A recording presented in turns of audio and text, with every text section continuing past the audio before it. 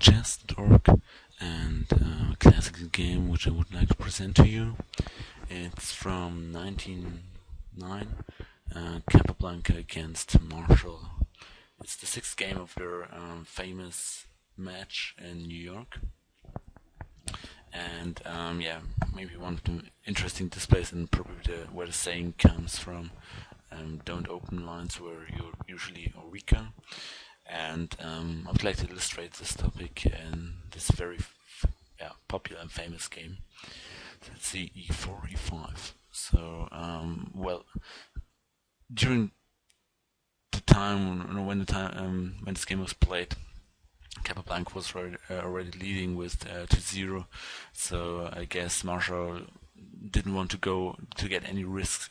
I mean, he was leading champion there, and I think he just wanted a solid choice for black. Try to equalize and then try maybe even to squeeze a full point with the white pieces.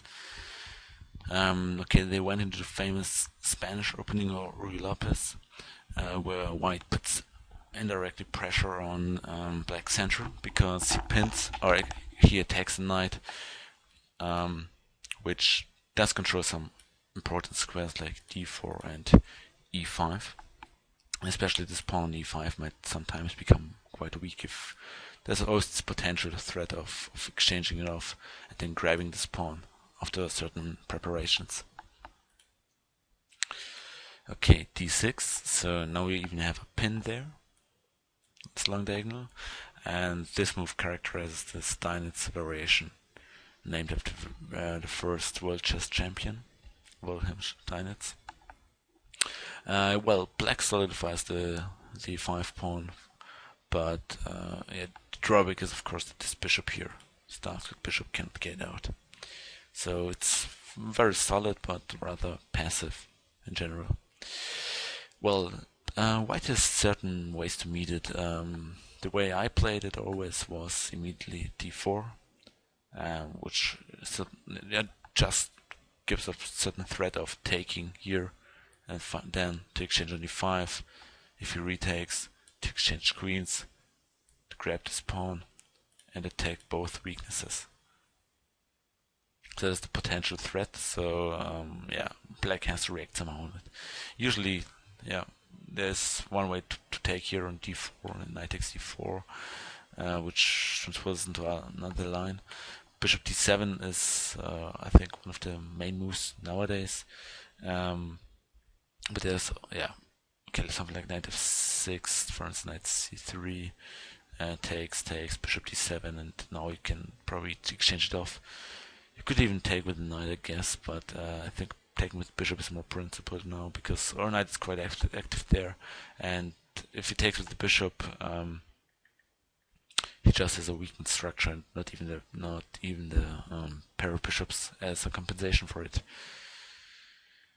Okay, this position is quite playable. I mean, white has more space. He can play later on f4 and maybe even try something like queen f3, g3, go to the queen side, or maybe even sometimes e5, gaining more space, taking this knight, and then seek play on the king side. But Capablanca chose another line, which is also interesting, c3. We are quite principled, I would say. I mean, just playing 4d4 and this powerful center here, the full center. And now comes a move which in opening books, this game is quite often quoted there because due to this move which comes next, as it doesn't have any real purpose, bishop g4. It's not very clear what the intention is. Usually in the closed main lines, bishop g4 is aimed to make a d4 push, an early d4 push, more difficult. But in this case, it's premature. The knight is not yet on f6, not pressuring the e4 pawn. Therefore, we don't need to protect it somehow. He could have even gone for d4 right now, which looks very strong. For instance, a6 is pretty clear that it's losing. Takes, and he could even go for a small positional advantage with d takes e5. because okay, if the bishop takes, d takes e5, he has a weakened structure and gave up his bishop pair, so I don't think there's any compensation for it. And yeah, if he takes immediately with the d-pawn, we shouldn't rush to exchange of the queens, because for instance, if we take and take the pawn, it's just mate. But instead we should just go knight b2 with a small positional advantage. I would say the structure is crippled, and yeah, the endgame should be in white's favor. Okay, so if a6 is not possible, okay, an alternative is even cancel, just canceling and yeah, enjoying more space. Okay, e takes d is another possibility. C takes d, a6, and okay, bishop a4. I wouldn't say it's a great move because after b5, bishop c2, bishop takes. You have to go for g4 because after this, black takes over. He takes the pawn on d4, queen d3, and exchanges it off. And although white has some pressure along c file, these 2 pawns will probably always be a bit weak. He shouldn't have full compensation for it. So after g takes f, okay, white can play on the open g file, has strength in the center, but I know the engines think it's a bit, I think it's a bit better for white, but yeah, okay, we have the bishop here, but it's not, black always might have some counterplay here. So I'm not sure. Probably not the line I would choose for white if I ever play this position. Making is just not safe enough, especially in these open structures. I think black could get some counterplay if white doesn't have anything real. Okay, instead of d4, well, Capablanca's train of thought might have been something like, well, this bishop g4 doesn't have any real purpose right now, and if I just go along this main lines, just finish my castle, my development with castle, kingside, then prepare this maneuver on rook e1, knight g e2, f1, and then either g3 or e3, hitting this bishop, he could try to get a tempi up, to be a tempi up compared to the main lines, and that's what he tried to do. Going d3, bishop e7, okay, knight f6 is probably the same, knight b2, knight f6, cancel, rook e1. Now freeing the square for the knight, which is quite a typical maneuver, and okay, h6, it's a bit slow. The idea might be probably to try to preserve the bishop here after knight f1, knight e3, and go knight h5, knight g6, and later maybe even bishop h7. But I think it would be much better to just try to seek some counterplay. I don't know, maybe something like knight d7 and knight b6. It looks more logical. I mean, giving up the bishop pair is not very good right now, I think. Yeah, so this would be maybe an idea of modern players. But his intention was different. He tried something else. After knight f1, playing knight h7. So freeing this f pawn, maybe even trying to f5. But maybe even keeping options of playing knight g5, increasing the pressure against this pin. But I don't know if it didn't calculate properly. I mean, this plan is just too slow, and now white gets a very decent initiative based on the plan he set after d3, knight b2, knight f1, knight e3, just hitting the bishop. Okay, giving up the bishop is not clever. I mean, white has just better pieces. He has slide squares here, which are very good. After this, he could maybe even play queen g3, go for knight f5, a very powerful knight, then play h4. If the knight moves, there is a pin, so you can even go for knight takes h6 or bishop takes h6 with a huge advantage. So this is something that black shouldn't allow. Okay, after bishop h5, it's knight f5 might be possible, but after bishop g5, problem is if bishop takes, knight takes, he has this increased pressure. So he tried to get rid of it by, mounting an attack based on the fact that his pieces are better placed. Okay, this bishop is not developed yet, but to be honest, these two pieces here didn't find the best location yet. And if an attack starts, this rook, might either go to H, to G, or to F, and this bishop might even be quite good to sacrifice on H6, which this pawn is obviously weak. He always has to care about sacrifices, breaking up the king's position, and then finally delivering mate. G4, very ambitious choice. Capablanca simply tries to get the initiative and keep the initiative at all cost. Right now he's just threatening to take the bishop, so he has to go back.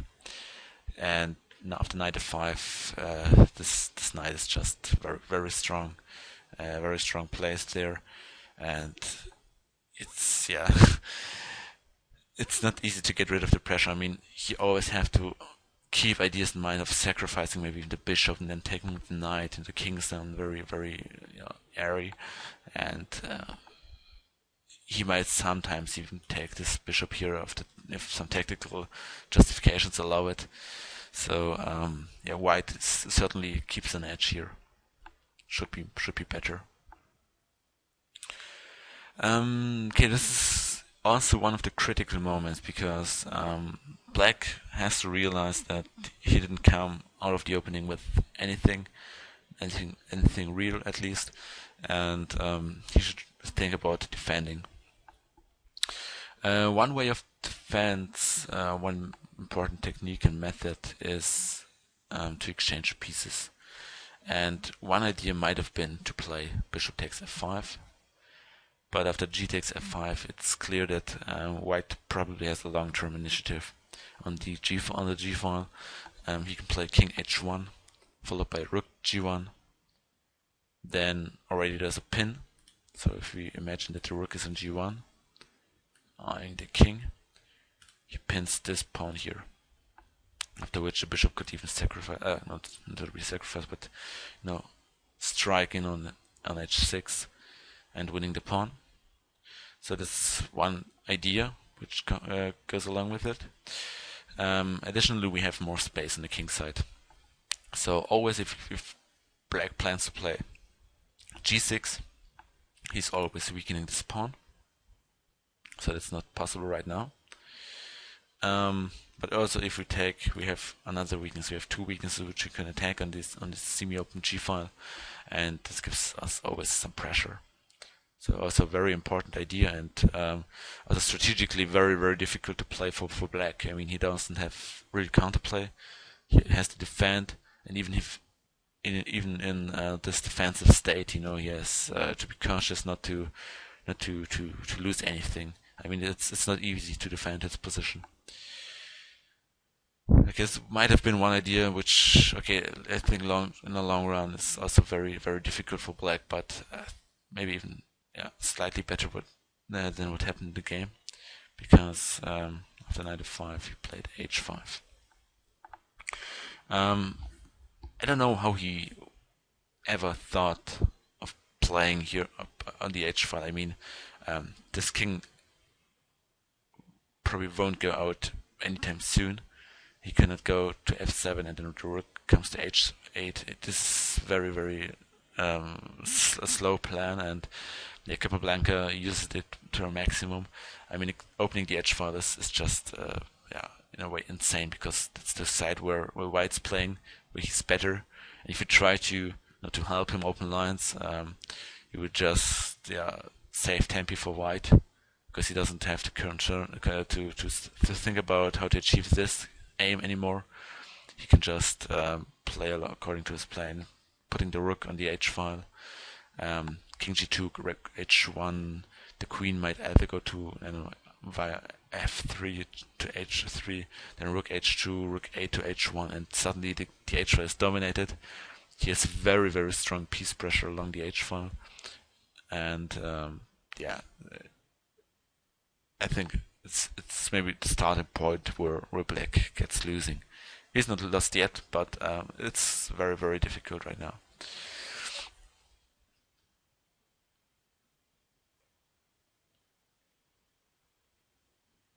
Okay, one idea might have been maybe bishop g5, but I don't know if let's say if it takes king g2, it's something that might simply transpose.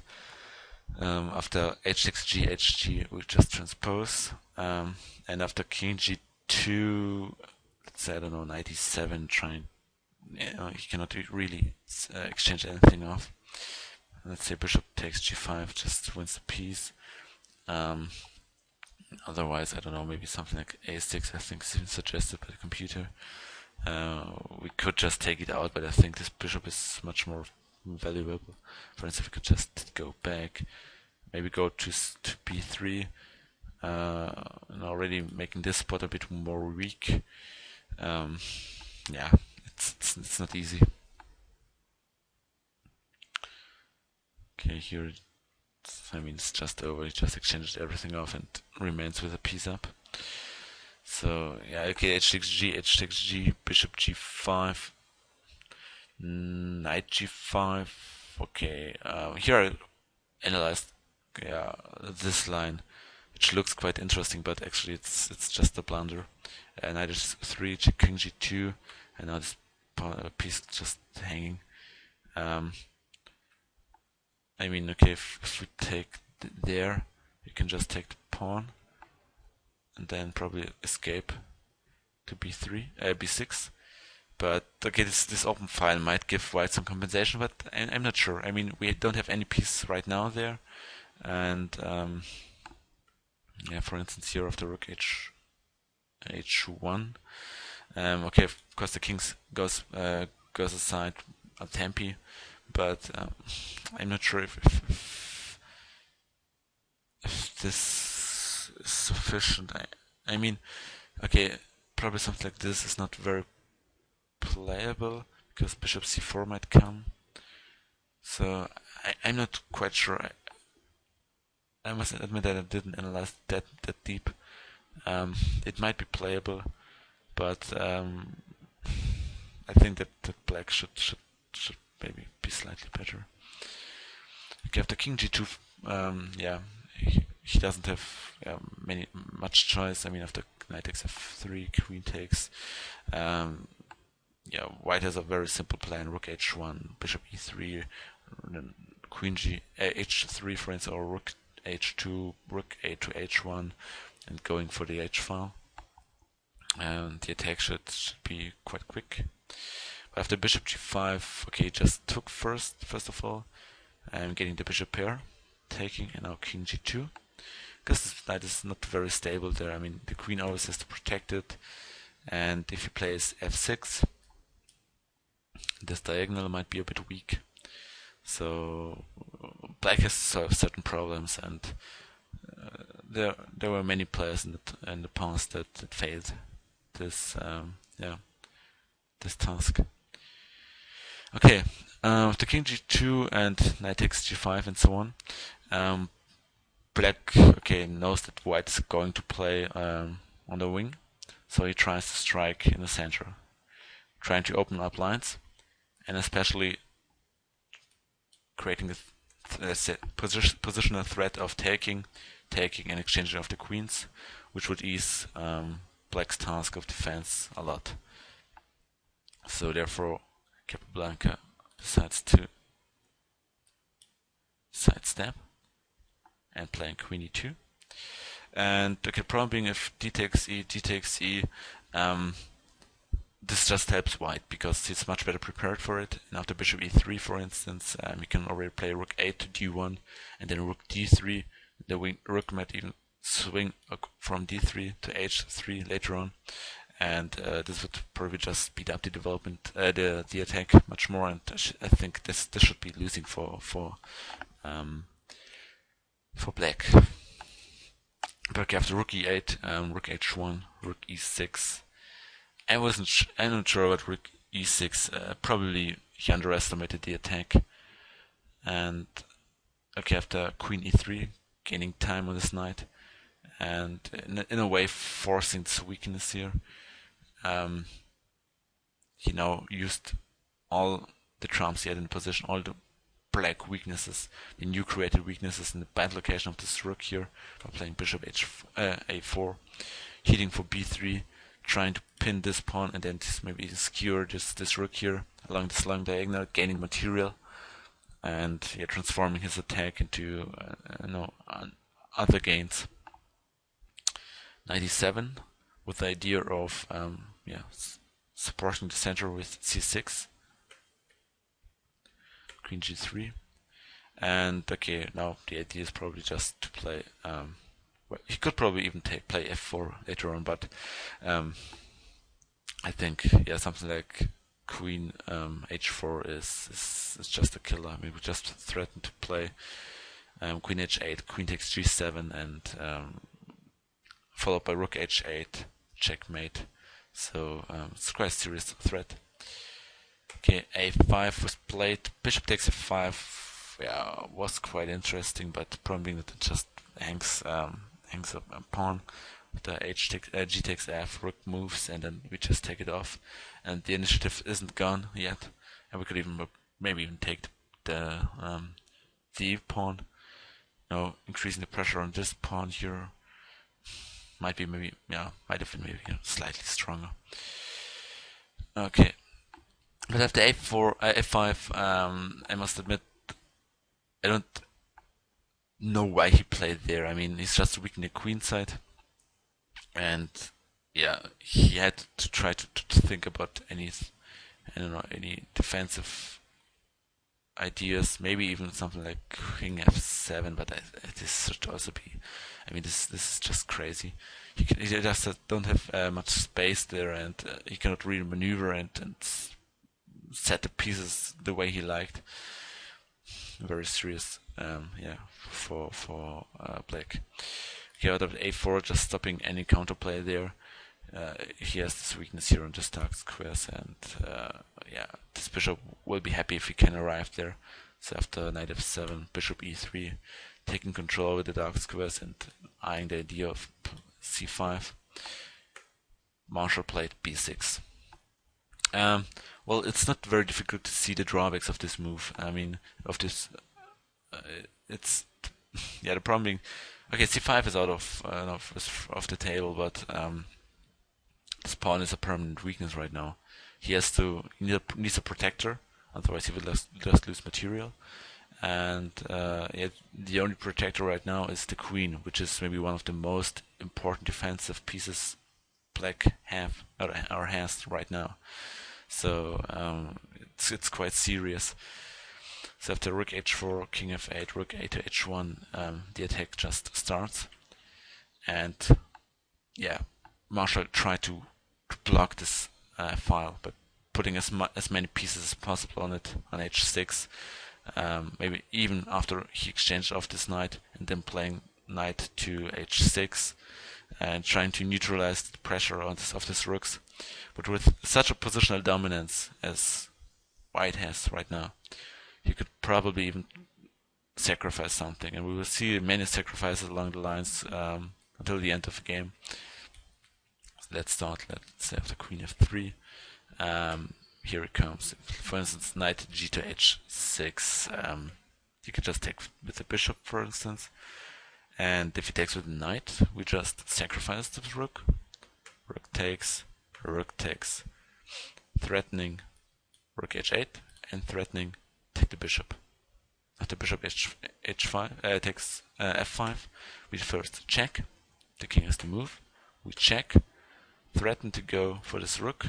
So probably has to go for something like this, but after queen takes g4, it's also quite over. I mean, if he takes with, I mean, he has also this weakness here. We can even check and maybe later on collect this f6 pawn, and he shouldn't have enough compensation for it. So after rook takes d and queen takes f5, white has the queen, which is almost an equivalent of two rooks, but he has the bishop here in addition, and he cannot even free his d pawn because the rook here hangs. so also quite serious trouble. You could try queen h7, and then try to increase, maybe even giving some checks and trying to overload the king, and finally to break through. But okay, if it takes with the g-pawn, you could probably even sacrifice one of the rooks. I mean, this threat is still there, and it looks also very serious. Let's say if rook a7, we see another point, another threat of white by just taking the d5 pawn. Takes and bishop takes. And nope, this is not the line I analyzed. Okay, if the rook moves somewhere, okay, this knight is already pinned, so we could even penetrate here on h8, and yeah, I mean, it's obvious that it's quite serious. Okay, bishop takes f5 was played. G takes f5, opening more lines for the attack. The rook d6, going for queen h5, and okay, let's analyze some ideas. Okay, rook a7 was played in the game. No, maybe trying to overproject this pawn here once the knight moves. But okay, knight f to h6 immediately. Well, queen g6, and he has to play already queen e8. But also this should be winning. I mean, he could probably even just sacrifice the rook here. It takes. Okay, he shouldn't maybe go for this, because this here I think the king escapes. But go for, well, maybe better go to queen h7. No exchange, avoiding the exchange, and always maybe threatening to take there. For instance, if he goes rook b8, protecting the pawn here, we could already sack the rook here. The problem being, if he takes everything, for instance, takes, and bishop takes, it's just mate. So there's a mating net already around the king. If he takes with, I don't know, the g-pawn, we still sacrifice the rook, and the queen e7, they play queen h8, takes, king g6, and the king h8. Yeah. White is still very, very strong here, probably still winning, and it's very difficult. For instance, you can play f4, opening up lines and using even the pin here, and if it takes, the bishop takes, and those both rooks are very beautifully lined up, and I think white should still be winning here. The other idea is to play rook 1 to h3, which is maybe even a bit more safe. For instance, after knight f7, rook g3. This pawn is already quite weak. Knight g5, takes. Okay, collecting a pawn. After queen f7, maybe even rook b7, maybe slightly better. Rook h to g4 comes, rook b7 comes anyway. And yeah, white is a pawn up. All black's pieces are pinned, or in a bind, and white still has this attack going on, and it's very difficult. Okay, rook a7 I think is okay, but okay, after queen g6 it's quite clear that something is going wrong here. After rook h7 he's already threatening the pawn. Knight f6, no, very strong combination. No, he has everything he wants. He has more active pieces. This bishop is very powerful, especially going for this knight in this diagonal. So if the pawn moves, it sometimes might be mate on f7. His bishop is very powerful. Pinning the queen to the pawn here to defense. Yeah, his rooks are very active, so the whole position might even you might consider sacrifices. And after rook takes h6, the game is simply over. Let's say if he takes with the knight, bishop takes h6 finishes quite quickly. He cannot do much about it. I mean, yeah, let's say if he takes, we just, I don't know, maybe even take with the rook. If queen e7, it's just mate. And otherwise, okay, if king e7, Rook h7, the queen has to go back. Rook h8 comes, king e7 and queen g7 mate. And you could probably even go for queen takes, because of the king f7, queen h7, king e8, queen h8. Yeah, check.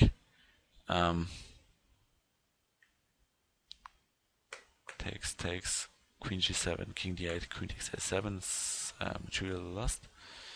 But otherwise, after king e7, queen g8, g7 check, king e8, and rook h8, it's even worse, just living room mate. So taking with the knight is also leads also to doom. So he tries to go with the g pawn, but after bishop takes h6, everything is sacrificed there, or actually exchanged. But the remaining pieces are enough to deliver mate. I mean, if you look how many attacking pieces white has, in a way this piece is also attacking, I would say. No way. He has 1, 2, 3 pieces. With how many defenders does black have? Has 1, maybe 2. So it's still not enough, and he can just afford to exchange everything off. King e7, queen h7, king e8 takes, king d7, queen h7, threatening to take the rook. The queen e7, very very beautiful move, using the pin here on the queen, playing bishop f8, and in a way forcing the exchange. And after takes, rook takes, king has to go. Probably better would have been king e8, but okay. King c8 and rook takes a7. Marshall had seen enough and finally decided to resign, giving Capablanca a 3-0 score.